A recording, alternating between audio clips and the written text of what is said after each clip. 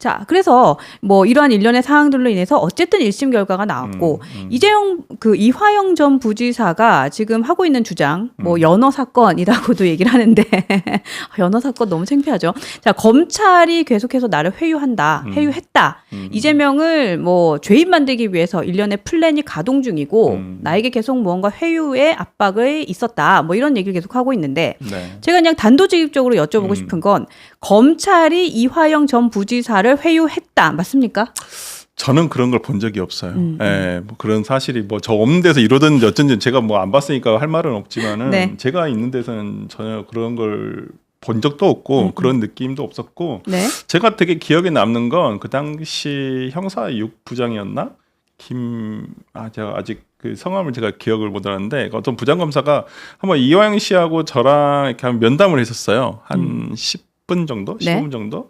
거기서 했던 말이 제일 기억에 남은 게 자기들은 없는 사건을 만들려고 하지도 않고 뭐 있는 사건을 뭐 어떻게 축소하고 싶은 마음도 없다. 그러니까 이화영 씨한테도 그의 얘기를 정중하게 부탁하더라고요. 그냥 있었던 사실대로만 얘기를 해달라. 뭐 없던 것을 얘기해달라는 것도 아니고 뭐 그런 부분에 대해서 있었던 일만 그대로만 얘기해 주시면 좋겠다. 본인들은 수사하는 입장에서 그 얘기를 되게 따로 이렇게 면담 요청을 했었죠. 그 형사 그 부장검사가. 그래서 되게 정중하게 얘기했어요. 그러니까 그 부장검사분도 그게 회유인가? 어쨌든 이제 이화영 씨의 사건은 정치적인 사건이잖아요. 되게 그러니까 되게 뭔가 그 이화영 씨가 착각을 하는 것 같은데 그쪽 변호인들이 나왔잖아.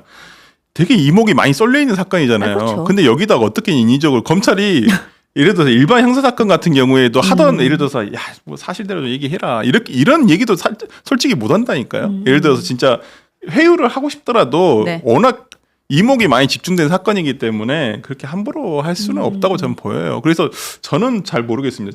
저 있을 때는 그런 일은 없었어요. 그러니까 사실 이런 생각도 드는 거예요. 그러니까 뭐 눈에는 뭐만 보인다. 그러니까 이재명 대표 위증교사 사건 보면 사실대로만 말해줘. 사실대로만 말해줘. 이것과 지금 얘기한 검사가 정중히 저희는 그냥 되게 정중하게 사실대로만 하시면 좋습니다. 이걸 그렇게 봤나? 차분하게 되게 정중하게 말씀하셨고 하여튼 뭐 그래서 저는 되게 그게 오히려 더 전 기억에 남아요. 오히려 그런 부분 등이. 그래서 모르겠습니다. 뭐 이게 하나의 정치 사건화 시키고 싶으신 거겠죠. 그러니까요. 이화영 씨 입장에서는 본인의 개인 비리예요. 근데 이것을 정치 사건화 시키면 나중에 정치 사범으로 자기가 이것을 사면을 받을 수가 있잖아요. 그러니까 아마 그런 점을 노린 것은 아닌가. 네. 그래서 지금 방송 보는 분들만이라도 어쨌든 이거는 정치 사건이 아니라 파렴치한 뇌물수수 사건에 더 크다. 개인 비리 사건. 그거를 좀 인지해 주시면 좋을 것 같고 제가 댓글 좀 읽어드리면 너에게 난이라는 분이 지금 정의로운 설 변호사님 항상 응원합니다. 저 정의롭지 않은데. 일단 우셔야 돼 이쪽으로. 가서 제가 도움이 되려나 모르겠어요. 너에게 난님께서 또 뉴스엔진 빨리 30만 갑시다. 여러분들의 힘이 필요합니다. 그러니까 여러분 좋아요를 많이 눌러주셔야 돼요. 2번 누르면 안 되고 한 번씩만. 2번 누르면은 다시 취소가 되니까. 안 돼요. 2번 누르시면 안 되고 한 번씩만.